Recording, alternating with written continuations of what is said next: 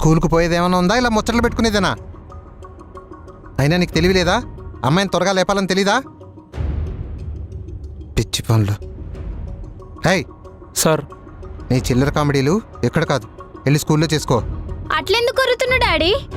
High ముయ్! రాత్రి తొందరగా పడుకునుంటే పొద్దున తొందరగా లేచేదానివి. నేను చెప్పించేయి. ఈ రోజు నుంచి 8:30 కల్లా తినాలి, 9 కల్లా పండాలి. ఇవన్నీ చేయలేదనుకో నిన్నేమనను, మీ అమ్మనంటాను. అయినా సిగ్గుండాలి మన పంచాయతీ బయటోళ్ళ ముందు పెట్టడానికి. ఆంటీ మేము బయట వెయిట్ చేస్తాం, కీర్తిని రమ్మనండి. కీర్తి నువ్వు వచ్చేసి. నువ్వు రా.